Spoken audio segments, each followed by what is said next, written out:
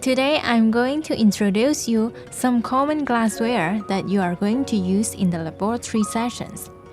There are different types of apparatus and they are made of glass. That is one of the reasons we need to wear goggles in the lab. Now, let me introduce the name and usage of the glassware to you one by one. Here shows beakers with various volume. They are open glass containers with a lip for pouring liquid. They are also used for stirring, mixing, and heating. These are Erlenmeyer flask, called conical flask. Similar to beakers, there are different volume of Erlenmeyer flasks. The function is to mix, store, and heat liquid. Here comes the round bottom flasks, again with different volume.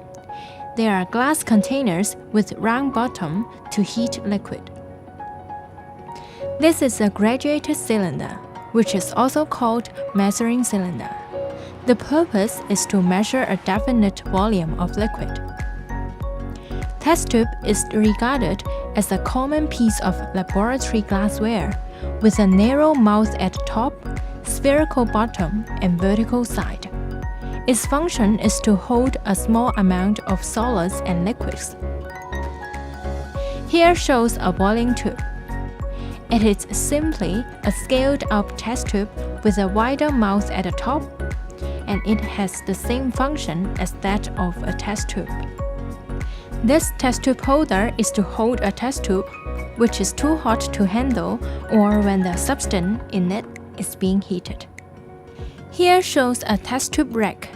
Its function is to hold and organize test tubes tidily on a laboratory bench. This is a piece of watch glass. It acts as a surface to evaporate liquid or to hold a small amount of solids. This is a glass rod.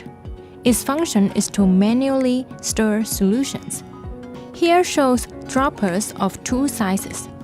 They are of 150 and 230 millimeters and used to transfer a small volume of liquid, around 1 ml, using a rubber bulb. This is a filter funnel.